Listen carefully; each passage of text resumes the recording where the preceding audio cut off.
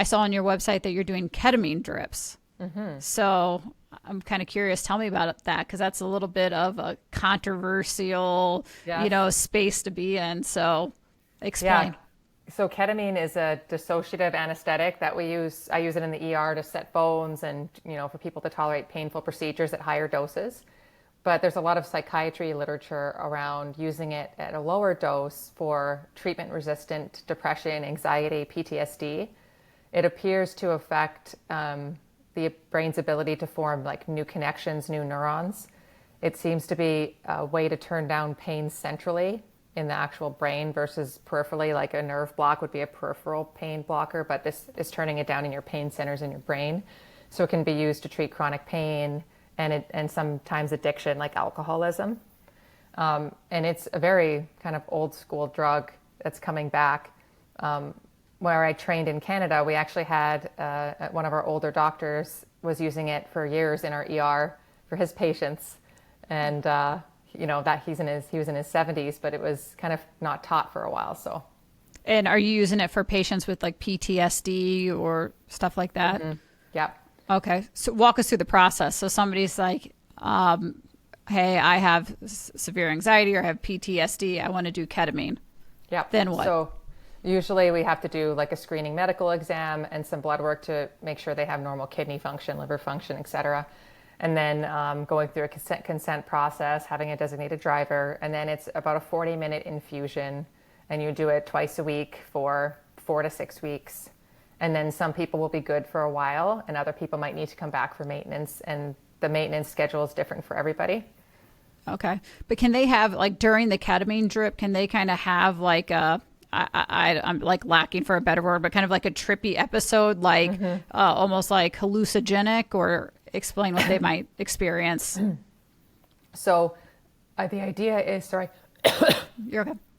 the idea is to induce a state of dissociation, but not to the point where you fall asleep, because then you can't work on anything. And what people experience is usually they'll have like a childhood memory they've forgotten of, or they'll have this intense epiphany of, oh my God, my mother really did love me, or something like that. And then they'll have like little pieces of baggage that they'll work on in a session. And then it's sort of unpredictable. It's kind of whatever their brain gives them. So is somebody sitting there talking to them, or are they just kind of working through it themselves? Yeah, I usually have some soft meditative music going, or something like a nature scene on a TV. There's other clinics that have psychiatrists too that will do ketamine directed psychotherapy, but we don't have a psychiatrist, so this is mostly just for the actual medication benefits for the brain. Are they sitting in a private room, and is a nurse sitting with them? Yeah, we have to monitor like vital signs and make sure that they're not falling asleep or overdosed. The most common complication is nausea or vomiting, which we have medications for.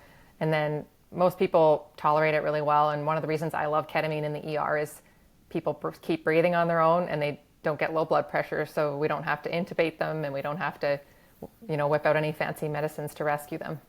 I felt like ketamine was starting to make a lot of progress, forward movement here. And then you had the Matthew Perry from the Friends. It sounds like overdosed on ketamine at home and passed away. Do you want to elaborate on what, might have happened there, or if ketamine can become addictive? There is some evidence that if you have heavy daily use, you can actually end up needing higher doses. Some ketamine researchers have fallen into this trap where they want to get to a deeper level but stay awake, and then they overdose themselves. And if you give a high enough dose, you can end up causing complications. But the mental health doses are like 0.25 to 0.5 milligrams per kilogram. I start at 1 milligram per kilogram in the ER for procedures, and people are unconscious at that dose. So if you're by yourself and you're giving it to yourself and you overshoot, it can be dangerous, but so can propofol or So Valium. was he giving it to himself orally then, or how? I'm not sure how he was taking it, actually. Can you take it orally, or is it always by an IV? IV or intramuscular. You can, I think there are oral formulations, but we use IV or IM.